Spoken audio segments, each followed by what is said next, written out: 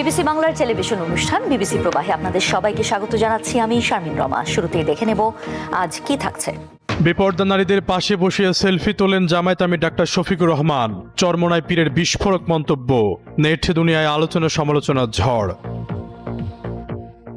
নির্বাচনে পেশাদারিত্ব বজায় রেখে কাজ করতে হবে, সেনা সদস্যদের উদ্দেশ্যে জেনারেল ওয়াকরুজ্জামানের স্পষ্ট বার্তা। লেভেল প্লেইং ফিল্ড নিশ্চিতের প্রতিশ্রুতি। নির্বাচনী প্রচারণায় বিএনপি জামাত সংঘর্ষে নিহতের ঘটনায় উত্তেজনা চরমে। বিচার না পেলে কড়া আন্দোলনের হুঁশিয়ারি। এলাকা জুড়ে প্রশাসনের কঠোর অবস্থান।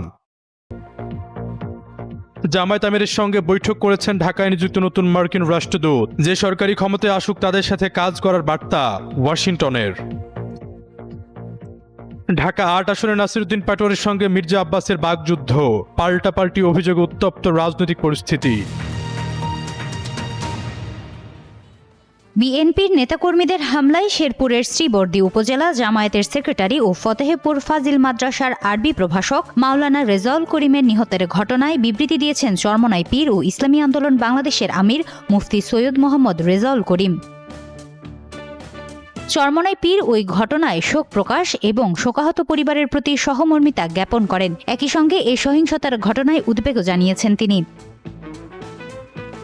বলেন, শেরপুরের ঝিনাইগাতিতে চেয়ারে বসার মতো তুচ্ছ বিষয়কে কেন্দ্র করে যে ধরনের সহিংসতা ঘটেছে এবং বাংলাদেশ জামায়াতে ইসলামীর একজন নেতাকে যে নৃশংসভাবে হত্যা করা হয়েছে তা উদ্বেগজনক। বৃহস্পতিবার ইসলামী আন্দোলন বাংলাদেশের কেন্দ্রীয় প্রচার ও দাওয়া সম্পাদক শেখ ফজলুল করিম মারুফের পাঠানো এক বিবৃতিতে তিনি এই উদ্বেগ প্রকাশ করেন।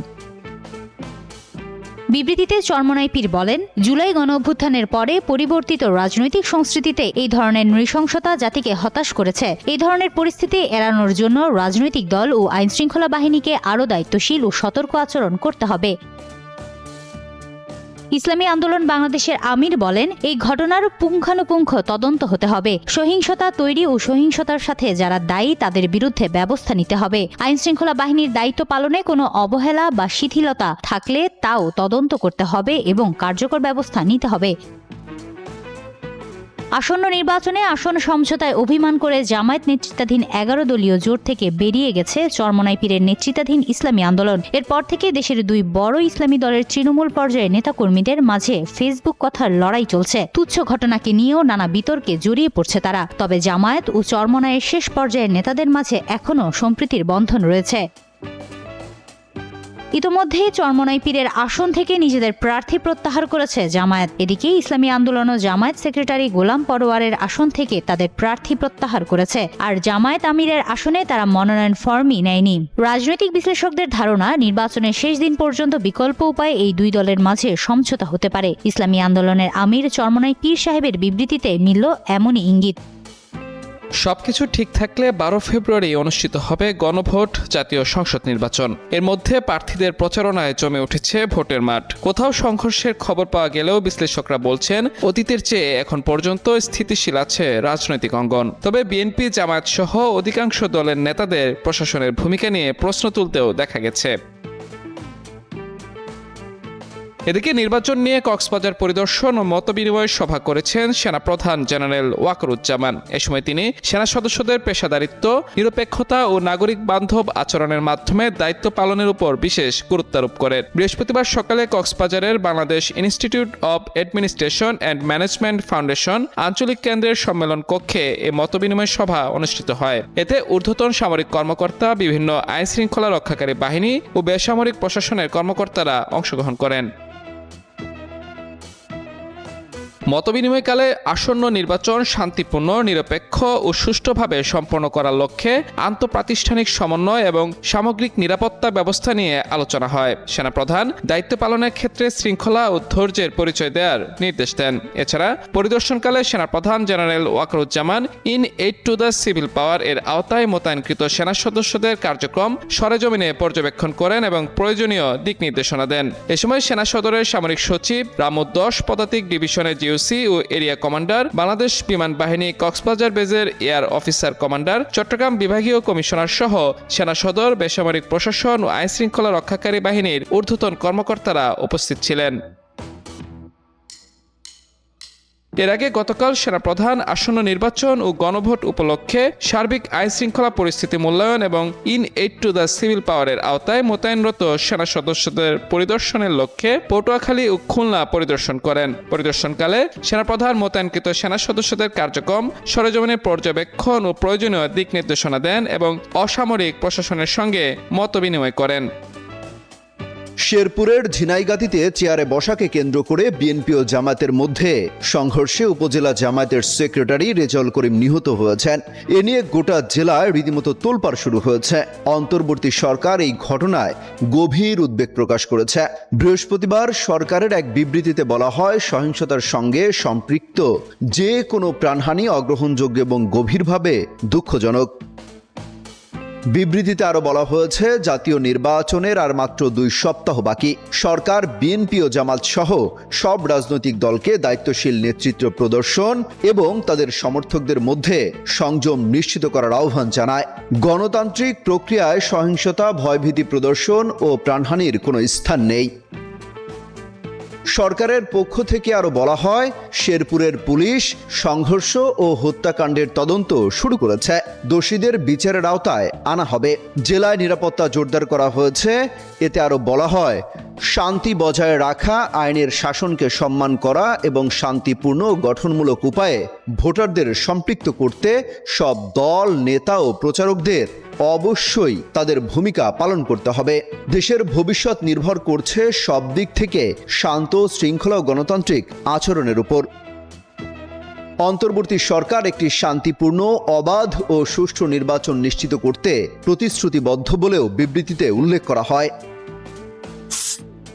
বাংলাদেশ জামায়াতে ইসলামীর আমির ডাক্তার শফিকুর রহমানের সঙ্গে সৌজন্য সাক্ষাৎ করেছেন ঢাকায় নবনিযুক্ত যুক্তরাষ্ট্রের রাষ্ট্রদূত ব্রেন্ট ক্রিসেন্টসেন। বৃহস্পতিবার সকালে রাজধানী ঢাকায় জামায়াতে ইসলামীর বসুন্ধরা কার্যালয়ে এই সৌজন্য সাক্ষাৎ হয়। বৈঠকে বাংলাদেশে বিদ্যমান রাজনৈতিক ও অর্থনৈতিক পরিস্থিতি, শিল্প বাণিজ্য, আসন্ন জাতীয় সংসদ নির্বাচন, রাষ্ট্রীয় সংস্কার ও রোহিঙ্গা ইস্যু সহ ইত্যাদি বিষয় নিয়ে মতবিনিময় হয়। এ সময় ঢাকাস্থ যুক্তরাষ্ট্রের রাষ্ট্রদূত ব্রেন্ট ক্রিসেন্টসেন বাংলাদেশের অর্থনৈতিক উন্নয়ন এবং গণতান্ত্রিক অগ্রযাত্রা জামায়াতে ইসলামীর ইতিবাচক ভূমিকার ভূয়সী প্রশংসা করেন। একই সাথে ভবিষ্যতে উভয় দেশের দ্বিপক্ষীয় সম্পর্ক আরও জোরদার হবে বলে তারা আশাবাদ ব্যক্ত করেন। বৈঠকে রাষ্ট্রদূত ক্রিসেন্টসেন জানান, আলোচনায় আসন্ন নির্বাচন নিয়ে জামায়াতের আমির ডাক্তার শফিকুর রহমানের দৃষ্টিভঙ্গি উঠে আসে। একই সঙ্গে তিনি উল্লেখ করেন, শান্তি ও সমৃদ্ধির অভিন্ন লক্ষ্য বাস্তবায়নে বাংলাদেশের সব রাজনৈতিক দলের সঙ্গে কাজ করতে আগ্রহী যুক্তরাষ্ট্র।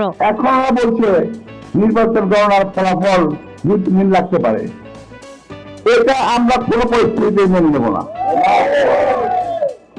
এটা হলো কারচুপি করার প্রথম একটা লক্ষণ আমার মনে হচ্ছে। যাকে খুন তাকে ভোট দেবেন, নিজের পছন্দ মতো লোককে ভোট দেবেন, কিন্তু ভোট দিতে যাবেন দয়া করে। অধিকারটা প্রয়োগ করতে যাবেন, ডাক্তার হোক, নার্স হোক, রাজনীতিবিদ হোক, কুলি হোক, মজুর হোক, যেই হোক, এই ভোটের অধিকার প্রয়োগের দায়িত্ব তার রয়েছে, অধিকার তার রয়েছে। কিন্তু এই অধিকার ছিনিয়ে নেওয়ার জন্য আজকে দেশে একটি গ্রুপ, ওই 2008 সালের নির্বাচন হয়েছিল, আমাদের এই সময় খেয়াল আছে আপনাদের, ভোট হলো না কিন্তু জয়লাভ করলো একটি দল। একইভাবে বিগত কথাই বলুক, আমি স্পষ্ট বুঝতে পারছি যে নির্বাচনে ইঞ্জিনিয়ারিং করার জন্য একটা পরিকল্পনা হচ্ছে। আমরা নির্বাচন করেছি যখন, এর আগে আমাদের পোলিং এজেন্টরা নির্বাচনের ফলাফল লিখিতভাবে নিয়ে হাত থেকে নিয়ে তারপরে ঘরে ফিরেছে রাত্রি 7টা-8টার সময়, সন্ধ্যা 7টা-8টার সময়। আর এখন বলছে নির্বাচন গণনার ফলাফল 2 দিন লাগতে পারে। এটা আমরা কোনো পরিস্থিতিতে মেনে নেব না।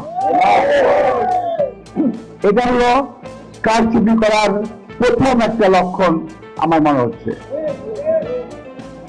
কারণ এই সরকারের কিংবা সরকারের মধ্যে কিছু কিছু লোক আছে যারা এখনো আওয়ামী লীগের কাজ করে, যারা ঘাপটি মেরে বসে আছে, যারা চায় প্রথমে চায় নির্বাচন না হোক, আর যদি হয় তাহলে যারা বিএনপি জিততে না পারে, বিএনপিকে হারানোর পরিকল্পনা তারা করতেছে। আর একদল লোক আছে যারা দেশের বাইরে থাকে, যারা নিজেদেরকে দেশপ্রেম বলে দাবি করে। আসলে ওরা যাই থাকুক দেশে এবং বিদেশে, সোশ্যাল মিডিয়ায় যারা কথা বলেন, সকলেই দেশপ্রেমিক নয়, এটা বুঝতে হবে। দেশের জন্য এত প্রেম থাকলে দেশে আসেন না কেন? আপনারা দেশে আসেন, দেশে নির্বাচন করেন, জনগণের মনোভাব বুঝার চেষ্টা করেন। ওই বিদেশ থেকে বসে বসে বিএনপিকে কিভাবে ক্ষতি করা যায়, বদনাম করা যায়, অপবাদ দেওয়া যায়, চেষ্টা তারা করতেছে। আর তাদেরই বাচ্চা কাচ্চারা ঢাকায় বসে একদল ছেলে পেলে এখন সকাল দুপুর সন্ধ্যা, আরে বাবা আল্লাহর নাম নাও, সারা দিনে তারা যতবার আল্লাহর নাম নেয় তার 1000 বেশিরভাগ নাম নেয় বিরোধী দলের মির্জা আব্বাস কিংবা অন্য কোন রাজনৈতিক দলের। 20 বছরের দীর্ঘ প্রতীক্ষা, একের পর এক বৈঠক আর আলাপ আলোচনার ব্যর্থতা, কিন্তু শেষ পর্যন্ত যেন জট খুলল। ভারত এবং ইউরোপীয় ইউনিয়ন একটি ঐতিহাসিক মুক্ত বাণিজ্য চুক্তিতে পৌঁছাতে সক্ষম হয়েছে। প্রধানমন্ত্রী নরেন্দ্র মোদী এবং ইউরোপীয় কমিশনের president Ursula von der Leyen উভয়ই একে অভিহিত করেছেন মাদার অফ অল ডিলস বা সব চুক্তির সেরা চুক্তি হিসেবে। পরিসংখ্যান বলছে ইউরোপীয় ইউনিয়ন ইতোমধ্যেই ভারতের বৃহত্তম বাণিজ্যিক অংশীদার। 2024 সালে দুই পক্ষের পণ্য বাণিজ্যের পরিমাণ ছিল প্রায় $142.3 বিলিয়ন, যা দক্ষিণ এশিয়ার মোট বাণিজ্যের 11.5%। কিন্তু এই বিশাল বাণিজ্যিক অংশীদারিত্ব সত্ত্বেও দীর্ঘ 2 দশক ধরে আলোচনা থমকে ছিল। তবে এখন বিশ্ব রাজনীতির প্রেক্ষাপট বদলেছে, আর এই পরিবর্তনের নেপথ্যে সবচেয়ে বড় কারণ ডোনাল্ড ট্রাম্প। ট্রাম্পের খামখেয়ালি বাণিজ্য নীতি এবং মার্কিন প্রশাসনের অনিশ্চয়তা এখন দিল্লি এবং ইউরোপীয় ইউনিয়ন উভয়কেই ভাবিয়ে তুলেছে। ট্রাম্প প্রশাসন ইতোমধ্যে ভারতীয় পণ্যের উপর 50% শুল্ক আরোপ করেছে, যার মধ্যে দিল্লি রাশিয়ার কাছ থেকে তেল কেনা বন্ধ না করায় 25% জরিমানা অন্তর্ভুক্ত রয়েছে। অন্যদিকে গ্রিনল্যান্ড নিয়ে বিরোধের জেরে ইউরোপীয় দেশগুলোতেও শুল্কের হুঁশিয়ারি দিয়েছেন ট্রাম্প। বিশেষজ্ঞরা বলছেন, ট্রাম্পের এই শুল্ক যুদ্ধ থেকে বাঁচতেই ভারত ও ইউরোপীয় ইউনিয়ন একে অপরের কাছাকাছি এসেছে। এটি কেবল একটি বাণিজ্য চুক্তি নয়, বরং একটি ভূরাজনৈতিক সুরক্ষা কবচ। শুধু ভারত বা ইইউ নয়, কানাডা থেকে শুরু করে ব্রিটেন, সবাই এখন ট্রাম্প প্রশাসনের অনিশ্চয়তা থেকে বাঁচতে বিকল্প বাজার খুঁজছে। ইইউ যেমন চীনের উপর নির্ভরতা কমাতে চায়, তেমনি ভারতও চায় বিশ্ব বাণিজ্যে বেইজিংয়ের আধিপত্য ঠেকাতে। তবে এই চুক্তিকে ভালো চোখে দেখছে না ওয়াশিংটন। মার্কিন ট্রেজারি সেক্রেটারি স্কট বেসেন্ট বলেন, ভারতের সাথে চুক্তি করে ইউরোপ পরোক্ষভাবে রাশিয়ার যুদ্ধকেই অর্থায়ন করছে, কারণ ভারত এখন রাশিয়ার তেলের বড় ক্রেতা। তবে ভারত বলছে কোটি কোটি মানুষের জ্বালানি নিরাপত্তা নিশ্চিত করাই তাদের লক্ষ্য। পাশাপাশি এই চুক্তির ফলে ভারত প্রতিরক্ষা সরঞ্জাম আমদানিতেও রাশিয়ার উপর নির্ভরতা কমিয়ে ফ্রান্স সহ অন্যান্য ইউরোপীয় দেশের সাথে সম্পর্ক উন্নয়নের সুযোগ পাবে। যদিও চুক্তিটি নিয়ে এখন চারদিকে জয়ধ্বনি শোনা যাচ্ছে, কিন্তু এর বাস্তবায়ন সহজ নয়।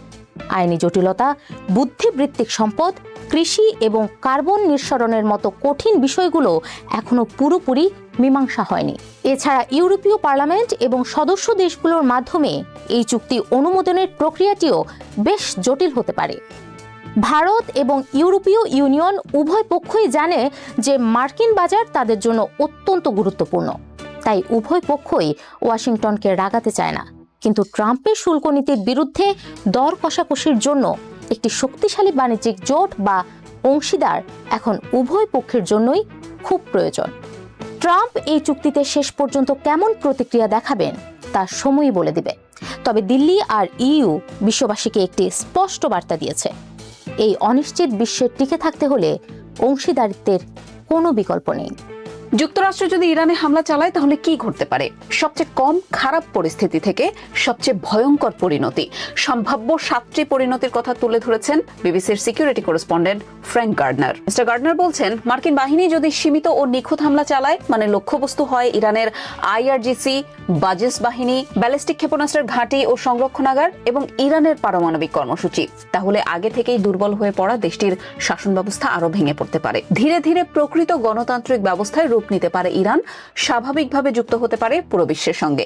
তবে এটিকে খুব একটা বাস্তবসম্মত দৃশ্যপট বলে মনে করছেন না মিস্টার গার্ডনার, কারণ ইরাক ও লিবিয়ায় পশ্চিমা সামরিক হস্তক্ষেপ শান্তিপূর্ণ গণতান্ত্রিক রূপান্তর আনতে পারেনি, বরং সেখানে স্বৈর শাসনের অবসান হলেও বছরের পর বছর অরাজকতা এবং রক্তপাত হয়েছে। শক্তিশালী মার্কিন হামলার পরও যদি ইরান সরকার টিকে যায়, তাহলে তারা তাদের নীতিতে কিছুটা নমনীয়তা আনতে পারে। যেমন মধ্যপ্রাচ্যে সহিংস মিলিশিয়াদের সমর্থন কমাতে হবে, পারমাণবিক ও ব্যালিস্টিক ক্ষেপণাস্ত্র কর্মসূচি বন্ধ বা সীমিত করতে হবে এবং ঘরোয়া প্রতিবাদ দমনে কিছুটা শিথিলতা আনার মতো পরিস্থিতি তৈরি হতে পারে। তবে মিস্টার গার্ডনার এই পরিস্থিতিটাকেও বাস্তবসম্মত মনে করছেন না, কারণ ইসলামিক রিপাবলিক নেতৃত্ব গত 47 বছর ধরে অনড় এবং পরিবর্তনে অনিচ্ছুক। এখন তারা হঠাৎ পরিবর্তনের দিকে যাবে এমনটা তিনি মনে করেন না। সরকার পতন ও সামরিক শাসনের উত্থান, অনেকের মতে এটাই হচ্ছে সম্ভাব্য ফলাফল। এখন পর্যন্ত আন্দোলনগুলো সফল না হওয়ার প্রধান কারণ হলো বিক্ষোভকারীদের পক্ষে উল্লেখযোগ্য কোনো সেনা বা নিরাপত্তা বাহিনীর সদস্য যোগ দেয়নি, আর ক্ষমতাসীনরা ক্ষমতায় থাকতে সীমাহীন সহিংসতা ব্যবহার করতে প্রস্তুত। মার্কিন হামলার পর সৃষ্ট বিশৃঙ্খলার মধ্যে ইরান এমন এক সামরিক সরকারের অধীনে চলে যেতে পারে যার নেতৃত্বে থাকবে মূলত আইআরজিসির সদস্যরাই। ইরান বলেছে আঙুল ট্রিগারে রাখা আছে। মার্কিন বাহিনীর সঙ্গে সরাসরি লড়াইয়ে ইরান টিকবে না, কিন্তু বিভিন্ন গুহা, ভূগর্ভে বা পাহাড়ের লুকানো ব্যালিস্টিক ক্ষেপণাস্ত্র ও ড্রোন ব্যবহার করে আঘাত হানতে পারে তারা। পারস্য উপসাগরের আরব অংশে বাহরাইন ও কাতারের মতো দেশে অনেক মার্কিন ঘাঁটি আছে। পাশাপাশি ইরান চাইলে জর্ডানের মতো দেশগুলোর গুরুত্বপূর্ণ স্থাপনাও লক্ষ্য করতে পারে, যাদের তারা মার্কিন হামলায় সহযোগী মনে করে। 1980 থেকে 88 সালের ইরান ইরাক যুদ্ধের সময় ইরান সমুদ্রপথে মাইন পেতেছিল, যা সরাতে ব্রিটিশ নৌবাহিনীকেও কাজ করতে হয়েছিল। ইরান ও ওমানের মাঝে সরু হরমুজ প্রণালী দিয়ে বিশ্বের প্রায় 20% তরল প্রাকৃতিক গ্যাস এবং 20 থেকে 25% তেল এবং তেলজাত পণ্য পরিবহন হয়। ইরান সমুদ্র মাইন বসানোর মহড়া চালিয়েছে। তারা যদি তা বাস্তবে করে, তাহলে বিশ্ব বাণিজ্য ও তেলের দামে বড় ধরনের প্রভাব পড়বে। ইরানের সবচেয়ে ভয়ঙ্কর হুমকিগুলোর একটি হলো সোয়ার্ম অ্যাটাক। এতে ইরান একসঙ্গে বিপুল পরিমাণ বিস্ফোরক ড্রোন ও দ্রুতগতির টর্পেডো নৌকা ব্যবহার করতে পারে, যাতে মার্কিন জাহাজের প্রতিরক্ষা ব্যবস্থা সবগুলোকে একসাথে ধ্বংস করতে না পারে। এভাবে যদি কোনো মার্কিন যুদ্ধজাহাজ ডুবে যায় এবং নাবিকদের কেউ যদি বন্দী হয়, তাহলে তা যুক্তরাষ্ট্রের জন্য বড় ধরনের একটা অপমান হতে পারে। সরকার পতন কিন্তু চরম অরাজকতা। ফ্র্যাঙ্ক গার্ডনার মনে করেন এটি খুবই বাস্তব একটি আশঙ্কা এবং কাতার ও সৌদি আরবের মতো প্রতিবেশী দেশগুলোর জন্য বড় ধরনের একটা দুশ্চিন্তার জায়গা, যেমনটি সিরিয়া, ইয়েমেন ও লিবিয়ায় হয়েছে। এক্ষেত্রে গৃহযুদ্ধ বাঁধতে পারে, জাতিগত উত্তেজনার সশস্ত্র সংঘাতে রূপ নিতে পারে, কুর্দি, বালুচ সহ বিভিন্ন সংখ্যালঘু গোষ্ঠী নিজেদের নিরাপত্তা নিশ্চিত করতে অস্ত্র ধরতে পারে। মধ্যপ্রাচ্যের অনেক দেশই ইসলামিক রিপাবলিকের পতন দেখতে চায়, কিন্তু কেউই চায় না 9 কোটি 30 লাখ মানুষের দেশ ইরান পুরোপুরি বিশৃঙ্খলায় ডুবে যাক, যার ফলে ভয়াবহ মানবিক ও শরণার্থীর সংকট তৈরি হতে পারে। যুক্তরাষ্ট্রের ন্যাশনাল সিকিউরিটি স্ট্র্যাটেজিতে বিদেশি রাষ্ট্রের উপর, বিশেষ করে মধ্যপ্রাচ্যের উপর কোনো হস্তক্ষেপ না করার কথা বলা হয়েছিল। তবে এখন দেখা যাচ্ছে ট্রাম্প যেন শুধু মধ্যপ্রাচ্য নিয়েই বেশি নাক গলাচ্ছেন। সবশেষ ট্রুথ সোশ্যালে তিনি জানিয়েছেন, নুরি আল মালিকি যদি আবারও ইরাকের প্রধানমন্ত্রী হন, তবে যুক্তরাষ্ট্র দেশটিকে সহায়তা বন্ধ করে দেবে। মালিকি প্রধানমন্ত্রী হলে ট্রাম্পের সমস্যা কি? তাকে নিয়ে হঠাৎ কেন তেলে বেগুনে জ্বলে উঠলেন ট্রাম্প? আগেরবার তিনি ইরাকের প্রধানমন্ত্রী থাকাকালে ইরাক যুক্তরাষ্ট্র সম্পর্ক কেমন ছিল? 75 বছর বয়সী নুরি আল মালিকি ইরাকের ইসলামিক দাওয়া পার্টির মহাসচিব। 2006 থেকে 14 পর্যন্ত 2 মেয়াদে দেশটির প্রধানমন্ত্রী ছিলেন। তিনি বর্তমানে ইরাকের শিয়া রাজনৈতিক দলগুলোর জোট কোঅর্ডিনেশন ফ্রেমওয়ার্কের শীর্ষ নেতা। গত বছর নভেম্বরে এই জোট পুনরায় প্রধানমন্ত্রী পদের জন্য মনোনীত করেছে তাকে। আশা করা যাচ্ছে খুব শীঘ্রই ইরাকের প্রেসিডেন্ট প্রধানমন্ত্রী হিসেবে তার নাম ঘোষণা করবেন। মালিকির বিরুদ্ধে পশ্চিমাদের সবচেয়ে বড় অভিযোগ হলো 2014 সালে তার শাসনামলে ইরাকে উত্থান ঘটেছে চরমপন্থী গোষ্ঠী ইসলামিক স্টেটের। পাশাপাশি তাকে ইরানের অত্যন্ত ঘনিষ্ঠ হিসেবেও বিবেচনা করে যুক্তরাষ্ট্র। এর জন্য তাকে নিয়ে বরাবরই উদ্বিগ্ন মার্কিন প্রশাসন। ইরাকের সংখ্যালঘু সুন্নি ও কুর্দি জনগোষ্ঠীকেও কোণঠাসা করে রাখার অভিযোগ রয়েছে মালিকির বিরুদ্ধে। ইরাক নিয়ে নতুন কিছু বলেননি ট্রাম্প, সেই পুরনো সুর, সেই পুরনো শব্দগুচ্ছ। ইরানের বেলায় যেমন বলেছিলেন মেক ইরান গ্রেট অ্যাগেইন, এবার ইরাকের বেলায়ও বলছেন make Iraq great again. Truth সোশ্যালে ট্রাম্প লিখেছেন, আগে যখন মালিকি ক্ষমতায় ছিলেন তখন দেশটি দারিদ্র ও বিশৃঙ্খলাপূর্ণ ছিল, সেটি আবারও হতে দেওয়া যাবে না। তিনি আরও বলেন, মালিকি যদি নির্বাচিত হন তাহলে যুক্তরাষ্ট্র আর ইরাকে কোনো সহায়তা দেবে না, আর আমরা সাহায্য না করলে ইরাক অচল হয়ে পড়বে। 2006 সালে ক্ষমতায় আসার পর শুরুতে যুক্তরাষ্ট্রের সমর্থন পেয়েছিলেন মালিকি। এর কয়েক মাস পরেই বাধে বিপত্তি। মার্কিন কর্মকর্তারা মালিকির ওপর থেকে আস্থা হারিয়ে ফেলতে শুরু করেন। মার্কিন প্রশাসন মনে করত মালিকির সরকার কেবল শিয়া গোষ্ঠীগুলোর স্বার্থ রক্ষা করছে এবং সুন্নি ও কুর্দি জনগোষ্ঠীকে রাজনৈতিকভাবে কোণঠাসা করছে। ওয়াশিংটনের জন্য একটি বড় উদ্বেগের কারণ ছিল ইরানের সঙ্গে মালিকির ঘনিষ্ঠতা। মার্কিন কর্মকর্তাদের মতে মালিকি তেহরানের প্রভাব থেকে মুক্ত হয়ে স্বাধীনভাবে দেশ পরিচালনা করতে ব্যর্থ হচ্ছিলেন। 2014 সাল নাগাদ তৎকালীন ওবামা প্রশাসন মালিকির উপর থেকে পুরোপুরি আস্থা হারিয়ে ফেলে। বিশেষ করে ইরাকের বিশাল অংশ জুড়ে ইসলামিক স্টেটের উত্থান ইরাক মার্কিন সম্পর্ককে তলানিতে নিয়ে যায়। মার্কিন গণমাধ্যম অ্যাসোসিয়েটেড প্রেস বলছে, আইএসের উত্থানের কারণেই মূলত তার তৃতীয় মেয়াদে ক্ষমতায় আসার পথ বন্ধ হয়ে গিয়েছিল। আল জাজিরা বলছে, 2003 সালে সাদ্দাম হোসেনকে উৎখাতের পর ইরাকের সঙ্গে একটি চুক্তি করেছে যুক্তরাষ্ট্র। সেই চুক্তির আওতায় ইরাকের তেল রপ্তানি থেকে অর্জিত রাজস্বের বড় একটি অংশ নিউ ইয়র্কের ফেডারেল রিজার্ভ ব্যাংকে জমা রাখা হয়। এই সিস্টেমের কারণে ইরাকের নাটাই থাকে যুক্তরাষ্ট্রের হাতে। ইরাকের সংবিধান অনুযায়ী প্রধানমন্ত্রীর মেয়াদ 4 বছর। সাধারণত প্রধানমন্ত্রী হন একজন শিয়া মুসলিম। পার্লামেন্টের স্পিকারের পদটি সুন্নিদের এবং প্রেসিডেন্ট পদ বরাদ্দ থাকে কুর্দিদের জন্য। সম্প্রতি স্পিকার নির্বাচন করেছে ইরাকি পার্লামেন্ট। এখন নতুন প্রেসিডেন্ট নির্বাচিত হবে। নবনির্বাচিত প্রেসিডেন্ট 15 দিনের মধ্যে নিয়োগ দেবেন প্রধানমন্ত্রী হিসেবে মালিকিকে। মধ্যপ্রাচ্যে আবারও বাড়ছে যুদ্ধের দামামা। লোহিত সাগরের জলসীমায় বাড়ছে চরম উত্তেজনা। ইরান ও যুক্তরাষ্ট্রের মধ্যকার সংঘাত কি শেষ পর্যন্ত ইয়েমেনকে এক ভয়াবহ যুদ্ধের দিকে ঠেলে দিচ্ছে? যদি তেহরানের ওপর মার্কিন হামলা হয় তবে কি লোহিত সাগর এবং এডেন উপসাগর হয়ে উঠবে মৃত্যুপুরী? হুথি বিদ্রোহীরা কি সত্যি যুক্তরাষ্ট্রের বিশাল নৌবহরকে চ্যালেঞ্জ জানাতে প্রস্তুত, নাকি এটি ইরানের এক কৌশলগত চাপ সৃষ্টির খেলা? এই প্রশ্নগুলোর উত্তর খুঁজতে গেলেই বেরিয়ে আসছে ইয়েমেনের বর্তমান সামরিক প্রস্তুতির এক উদ্বেগজনক চিত্র। ইরানের অভ্যন্তরীণ বিক্ষোভ দমনে তেহরানের কঠোর অবস্থানের কারণে মার্কিন প্রেসিডেন্ট ডোনাল্ড ট্রাম্প সামরিক পদক্ষেপের হুমকি দিয়েছেন। এর পরিপ্রেক্ষিতে উপসাগরীয় অঞ্চলে যুক্তরাষ্ট্রের বিমানবাহী রণতরী আব্রাহাম লিঙ্কন ও গাইডেড মিসাইল ডেস্ট্রয়ার মোতায়েন করা হয়েছে। এই উত্তপ্ত পরিস্থিতিতে ইয়েমেনের ইরান সমর্থিত হুথি মিলিশিয়ারা স্পষ্ট জানিয়ে দিয়েছে, তাদের মিত্র ইরানের ওপর কোনো হামলা হলে তারাও সরাসরি যুদ্ধে জড়িয়ে পড়বে। ইতোমধ্যেই হুথিরা তাদের সামরিক তৎপরতা জোরদার করেছে। সম্প্রতি তাইজ প্রদেশ থেকে লোহিত সাগরের দিকে অন্তত 3টি ক্ষেপণাস্ত্র নিক্ষেপ করা হয়েছে, যা তাদের সামরিক মহড়ার অংশ বলে ধারণা করা হচ্ছে। এছাড়া এডেন উপসাগরের উপকূলীয় রাস আল আরা এলাকার আকাশে একটু নিচু দিয়ে উড়ে যাওয়া বস্তুর ভিডিও ফুটেজ পাওয়া গেছে। শব্দ ও গতিপথ বিশ্লেষণ করে বিশেষজ্ঞরা মনে করছেন এটি কুদস বা সায়াদ অ্যান্টিশিপ ক্রুজ মিসাইল, যা সমুদ্রপথে জাহাজ চলাচলের জন্য মারাত্মক হুমকি। রিপোর্ট অনুযায়ী ইরানের Islamic revolutionary guard corps IRGC থেকে হুথি নেতাদের নির্দেশ দেওয়া হয়েছে লোহিত সাগর, আরব সাগর এবং বাব আল মানদেব প্রণালীতে আন্তর্জাতিক বাণিজ্যিক জাহাজগুলোকে লক্ষ্যবস্তু করার জন্য সর্বোচ্চ প্রস্তুত থাকতে। হুথি মুখপাত্র হুঁশিয়ারি উচ্চারণ করে বলেছেন, ইরানকে টার্গেট করা হলে এই অঞ্চলের সমস্ত মার্কিন জাহাজ ও স্বার্থ তাদের বৈধ লক্ষ্যবস্তুতে পরিণত হবে। বিশ্লেষকদের মতে লোহিত সাগরে হুথিদের এই মিসাইল প্রদর্শন ওয়াশিংটনের প্রতি একটি স্পষ্ট বার্তা। ইরান বোঝাতে চাইছে যে তাদের হাতে এমন প্রক্সি শক্তি রয়েছে যা ব্যবহার করে তারা লোহিত সাগরে আগুন জ্বালিয়ে দিতে পারে। মূলত ইরানকে রক্ষা করতেই হুথিরা প্রথম প্রতিরক্ষা লাইন হিসেবে কাজ করবে, যাতে যুক্তরাষ্ট্রের সামরিক মনোযোগ বিভক্ত হয়ে পড়ে। তবে বৃহৎ শক্তির এই দ্বন্দ্বে ইয়েমেনের শান্তি প্রক্রিয়া এখন চরম হুমকির মুখে, যা দেশটির সাধারণ মানুষের দুর্ভোগ আরও বাড়িয়ে তুলবে। সিরিয়ার ভবিষ্যৎ কি নতুন মোড় নেবে নাকি আটকে থাকবে পুরনো বিতর্কের সঙ্গে?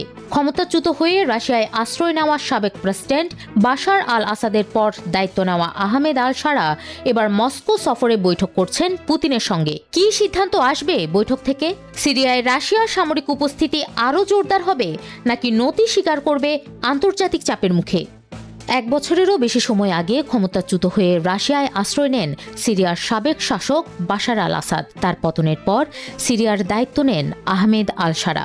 মস্কোয় তিনি বৈঠক করেছেন আসাদের ঘনিষ্ঠ মিত্র রাশিয়ার প্রেসিডেন্ট ভ্লাদিমির পুতিনের সঙ্গে। বৈঠকে সিরিয়ায় রাশিয়ার সামরিক উপস্থিতি আরও জোরদার করার বিষয়টি বিশেষ গুরুত্ব পাচ্ছে। 28 জানুয়ারি মস্কোয় বৈঠকের আগে আয়োজিত এক যৌথ সংবাদ সম্মেলনে সিরিয়ার প্রেসিডেন্ট আহমেদ আল শারা দেশটির ঐক্য রক্ষায় সমর্থন দেওয়ার জন্য রাশিয়ার প্রেসিডেন্ট ভ্লাদিমির পুতিনকে ধন্যবাদ জানান। তিনি বলেন, আঞ্চলিক স্থিতিশীলতায় রাশিয়ার ভূমিকা ঐতিহাসিক ও গুরুত্বপূর্ণ। অন্যদিকে সিরিয়াকে স্থিতিশীল করতে আল শারার চলমান উদ্যোগের প্রতি সমর্থন জানান পুতিন। আঞ্চলিক অখণ্ডতা পুনরুদ্ধারের পথে অগ্রগতি অর্জনের জন্য অভিনন্দনও জানান তাকে। সিরিয়ার গৃহযুদ্ধে 1 দশকের বেশি সময় পুতিন ও আল শারা পরস্পর বিরোধী অবস্থানে ছিলেন। এ কারণেই সিরিয়ায় রাশিয়ার সামরিক উপস্থিতির ভবিষ্যৎ নিয়ে মস্কোতে উদ্বেগ দেখা দিয়েছে। আলোচনার আগে ক্রেমলিনের মুখপাত্র দিমিত্রি পেসকভ জানান, বৈঠকে সিরিয়ায় রাশিয়ার সেনা উপস্থিতি নিয়ে আলোচনা হবে। বর্তমানে সিরিয়ার ভূমধ্য সাগরীয় উপকূলের খেমেইমিম বিমান ঘাঁটি ও তারসুস নৌঘাঁটিতে অবস্থান করছে রুশ বাহিনী। এর আগে চলতি সপ্তাহে কুর্দি নিয়ন্ত্রিত উত্তর পূর্ব সিরিয়ার কামিশলি বিমানবন্দর থেকে সেনা প্রত্যাহার করে রাশিয়া। এর ফলে সাবেক সোভিয়েত ইউনিয়নের বাইরে রাশিয়ার একমাত্র সামরিক উপস্থিতি এখন ওই দুটি ভূমধ্যসাগরীয় ঘাঁটিতেই সীমাবদ্ধ। ঐতিহাসিকভাবেই সিরিয়া ছিল মধ্যপ্রাচ্যে মস্কোর অন্যতম ঘনিষ্ঠ মিত্র। শীতল যুদ্ধের সময় সোভিয়েত ইউনিয়ন দামেস্কে ক্ষমতাসীন বাথ পার্টির সরকারকে ব্যাপক সামরিক ও অন্যান্য সহায়তা দিয়েছিল। তখন সিরিয়ার নেতৃত্বে ছিলেন হাফিজ আল আসাদ। পরে ক্ষমতায় বসেন তার ছেলে বাশার আল আসাদ। বিশ্লেষকদের মতে বাশার আল আসাদকে ক্ষমতাচ্যুত করার পর মস্কো বেশ চিন্তিত ছিল। ভেবেছিল দামেস্কে আসতে পারে রাশিয়া বিরোধী সরকার। মস্কো আশঙ্কা করেছিল আল শারা সিরিয়ায় রুশ প্রভাব পুরোপুরি দূর করবে, কিন্তু মস্কোর সেই আশঙ্কা দূর হয়েছে। যুক্তরাষ্ট্রের মিনিয়াপোলিসে অভিবাসন বিরোধী কঠোর অভিযানের সময় ফেডারেল এজেন্টদের গুলিতে 2 মার্কিন নাগরিকের মৃত্যুর ঘটনায় তীব্র সমালোচনার মুখে পড়েছে ট্রাম্প প্রশাসন। এই ঘটনার জেরে প্রেসিডেন্ট ডোনাল্ড ট্রাম্পের কঠোর অভিবাসন নীতির বিরুদ্ধে সরব হতে শুরু করেছেন খোদ রিপাবলিকান দলের আইন প্রণেতারাই। আসন্ন মধ্যবর্তী নির্বাচনের আগে জনরোষ সামাল দিতে রিপাবলিকানরা প্রশাসনের বল প্রয়োগের কৌশলের বিরোধিতা করছেন।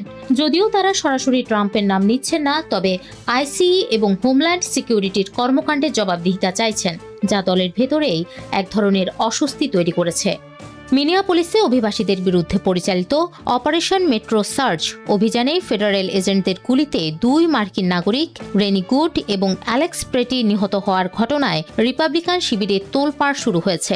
এতদিন ট্রাম্পের অভিবাসন নীতিকে সমর্থন দিলেও মার্কিন নাগরিকদের মৃত্যুর ঘটনায় দলের সিনিয়র নেতারা এখন প্রশাসনের বল প্রয়োগের নীতির সমালোচনা করছেন।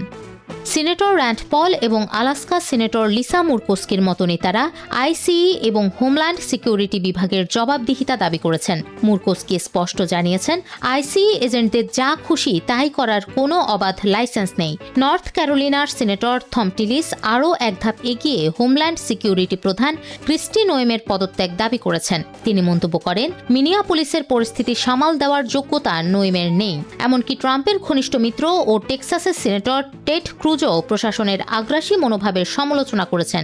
বিশেষ করে অ্যালেক্স প্রেটির মৃত্যুর পর প্রশাসন যেভাবে তাকে সন্ত্রাসী হিসেবে চিত্রিত করার চেষ্টা করেছে তা নিয়ে দলের ভেতরেই ক্ষোভ রয়েছে। জনমত জরিপেও এই ক্ষোভের প্রতিফলন দেখা যাচ্ছে। নিউ ইয়র্ক টাইমস ও সিএনআর এক জরিপে দেখা গেছে 61% ভোটার মনে করেন ট্রাম্পের অধীনে আইসিই এর কৌশল মাত্রা ছাড়িয়ে গেছে। এমনকি ট্রাম্পের রাজনৈতিক মিত্র ন্যাশনাল রাইফেল অ্যাসোসিয়েশন ও প্রশাসনের মন্তব্যের নিন্দা জানিয়েছে। রিপাবলিকানদের জন্য বর্তমান পরিস্থিতি বেশ জটিল, কারণ গত বছর তারা ট্রাম্পের অভিবাসন পরিকল্পনার জন্য প্রায় $45 বিলিয়ন তহবিল অনুমোদন করেছিল, কিন্তু নির্বাচনের আগে মার্কিন নাগরিকদের মৃত্যুতে সৃষ্ট জনরোষ তাদের বিপাকে ফেলেছে। দলের ভেতর থেকে আসা চাপের মুখে এবং প্রকৃত ঘটনা প্রকাশের পর ট্রাম্প কিছুটা নমনীয় হয়েছেন। পরিস্থিতি শান্ত করতে তিনি হোয়াইট হাউসের প্রতিনিধি টম হোমেনকে মিনিয়াপোলিসে পাঠিয়েছেন এবং ডেমোক্রেট গভর্নর ও মেয়রের সাথে কথা বলে উত্তেজনা কমানোর প্রতিশ্রুতি দিয়েছেন। তবে বিশ্লেষকরা মনে করছেন অভিবাসন ইস্যুতে আসন্ন শাটডাউনের সম্ভাবনা এবং রিপাবলিকানদের এই সমালোচনা মুখর অবস্থান আগামী নির্বাচনে দলের জন্য বড় চ্যালেঞ্জ হয়ে দাঁড়াতে পারে। সবাইকে শুভকামনা জানিয়ে আমি শারমিন রমাজ এখানেই বিদায় নিচ্ছি। ভালো থাকবেন।